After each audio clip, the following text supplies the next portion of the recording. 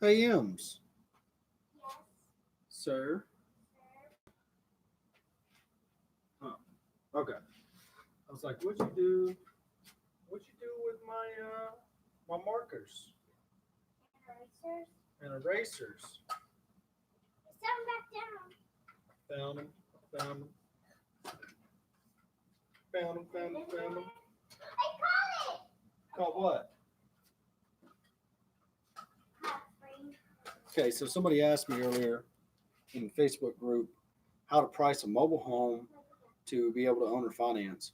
So, Dad, there's a dragonfly over here.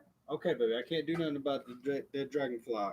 Go to the other end of the office with it if you're going to yell about it, though. So, what I wanted to talk about is how to back into the price of a mobile home. This particular one's in a park, so there's going to be park rent, lot rent that's gonna come into play. That's going to come into play. So, what I want to do is I want to show you how to back into it. Okay. So, what I would do if I was going to set the price of a mobile home, you're not going to be dealing with a price objection 90% of the time. 90% of the time, it's going to be a payment objection. The payment has to include the lot rent. How you work that out, I've never done one, but I would prefer they pay me. I pay the lot. I pay the lot rent. That way, I know the lot rent's being paid. The last thing you want to do is collect a bunch of mortgage payments and then get an eviction notice from a mobile home park saying, "Hey, you're no longer current, so here you go. You got to get it out." Emery, baby, please, down the road. I can't find my Because I don't even know if they would notify you as a lender. I mean, obviously they probably would. I don't know if they have a duty to. I really, really, really don't know about that.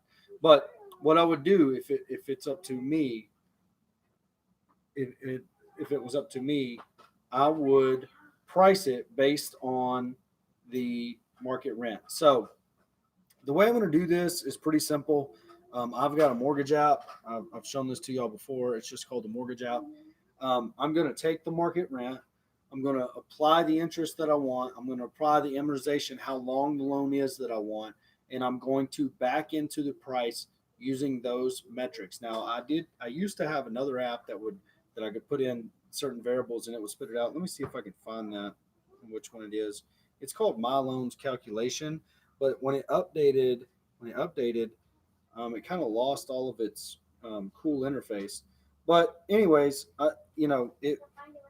I'm going to see if I can figure it with this one, and you kind of see here. So I'm going to enter a monthly payment, and on this particular property, the lot rent's $300. Okay, so this $300 is not going to be a part of this calculation. If a 3-2 mobile home in that same mobile home park will rent for 1,000, then maybe you could get somebody to owner finance for 1,100. But I'm just going to figure that payment at $1,000 a month. Okay, that includes the lot rent. Okay, take that lot rent out, and my monthly payment is going to be $700 a month. So I've put in 700 into my calculation. There are people that will use the 10BI calculator for this. I don't. Me personally, I'm only going to do a 10-year term. I'm not going to put in the borrowed amount into this, and see, it doesn't even give me the option to put the loan rate in here. But so I've got it all in, but it will not let me figure. It will not tell me the borrowed amount. So I am completely lost now. But if I did 30,000, what would it do? It just saved the loan. So I'm going to back into it using my trusty mortgage app. I'm going to back into it, and I'm going to decide. Okay, I need to get a $700 a month payment, 10-year AM. Okay, I want to get $700 a month. I'm just going to back into it at a 10% interest rate, and I'm just trying to get a $700 a month payment. So I do 30. Okay, 30,000. You can see, you can't see because it's focusing on me, but it came up with a $396 a month payment. So what I can do there is I can shorten the AM down. I can shorten the AM down to 5 years, and see now I'm at 637. Now I'm in something that's pretty close. and I've got a $30,000 sales price. If I wanted to raise the actual property cost, I could stay on the 10-year loan, raise the property cost to roughly 50,000.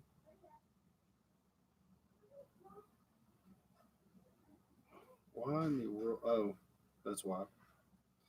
Anyways, and I've got a $660 a month payment. So if I hit a price objection with the 50,000, then obviously I could come down on the price. Okay, but if I come down on the price, I'm probably gonna come down on the amortization so I can get to the monthly payment I want. Ultimately, when you're doing these mobile home things, I just don't like doing them if they're not attached to the land. So it's really hard for me to think about on what the value is. But if you do get pushed back on the price because it's just such a shit box that you couldn't sell for 50,000, then you would bring it down to 30,000 and cut the loan in half down to 5 years instead of 10. So you're getting your money back. So if you paid a few $1,000s for the mobile home, then it won't focus. But if you paid a few thousand for the mobile home, then you would want to do that. You would want to try to get that rent and where they're paying the same for rent of what they could rent a 3-2 somewhere else for. You back into that using 10% interest. Now, if you don't get a price objection, okay, so you're selling it for 50,000 and you don't get a price objection on a 10-year am, they're not like, oh, I'm not paying 50,000 for this, but I do not want $1,000 a month payment. I want an $800 a month payment. Okay, so we're back at the 50,000 price range, but you've got to get that monthly payment down. You can either do one of two things, and what I would do honestly is I would extend the am um, before I lowered the interest rate. Okay, if they wanted to save $200 a month, I might go to 20 years and see what that does, and that does get them closer to saving $200 a month. I extended the AM out for 20 years, but the reason why I did that is because the total cost of the loan goes up. If you cut the interest rate, the total cost of the loan goes down. Their monthly payment goes down, but the total cost of the loan goes down too.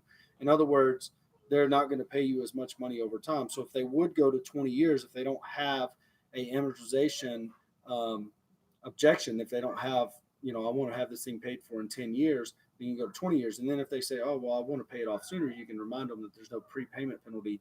They could always pay extra. They almost never do, but you could remind them that they could if they so chose. Okay.